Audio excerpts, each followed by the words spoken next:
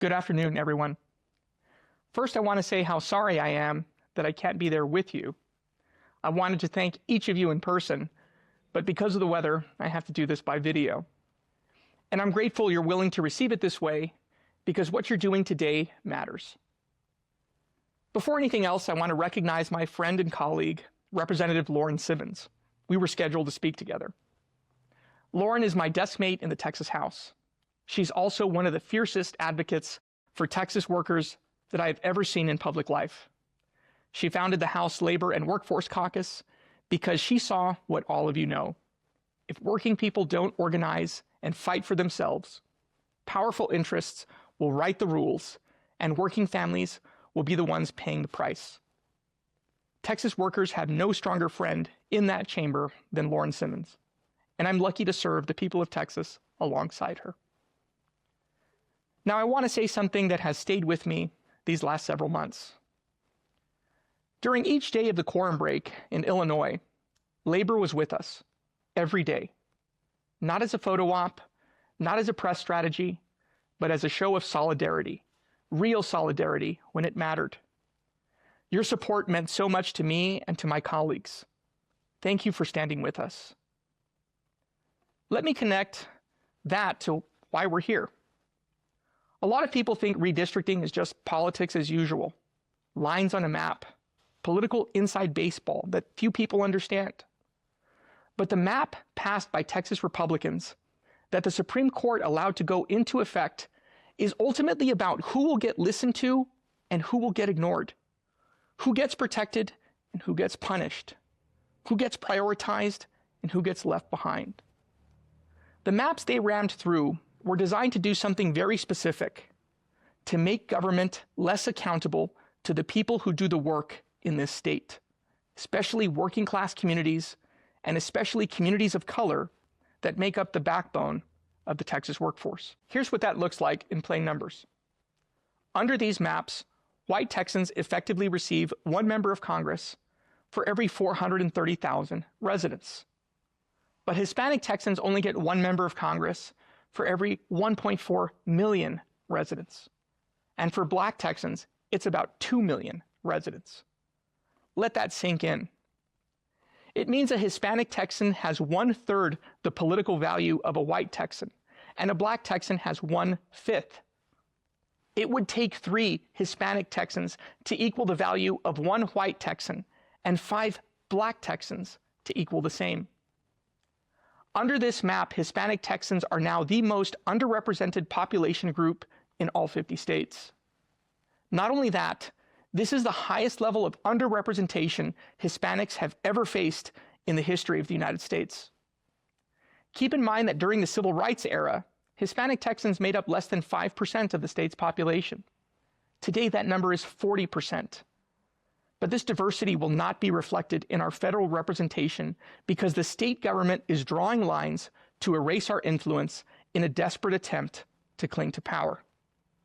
It's not an exaggeration to say that this is going to be the civil rights struggle of our time. But I want to bring it back to labor because there's a direct connection.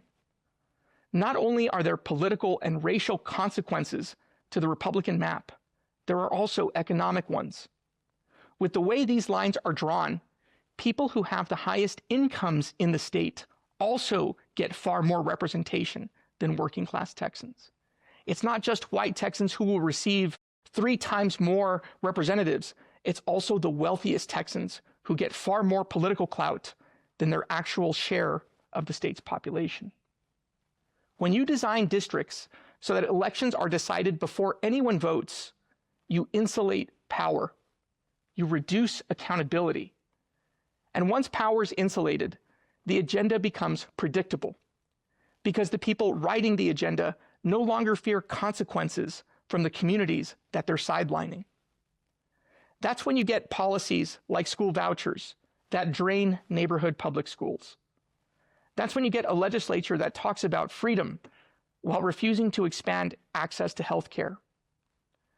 That's when higher education gets treated like privilege instead of an engine of opportunity. And that's when working people are asked to do more with less, while those at the very top get carve-outs, loopholes, and influence. In other words, when representation is rigged, the policy outcomes are also rigged.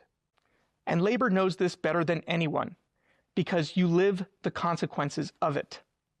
You live it in the classroom. You live it on the job site. You live it in the hospital. You live it in the mail route, the warehouse, the refinery, the transit system. You can't build a strong middle class in a state where political power is engineered to answer upward instead of outward. That's why today matters. COPE is not just a fundraiser, it's a tool.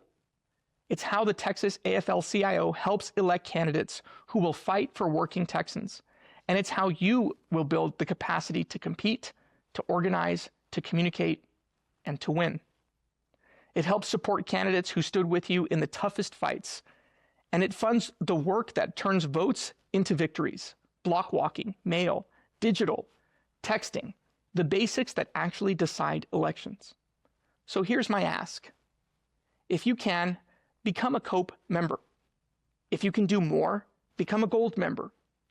If you need to do it in smaller monthly amounts, do that.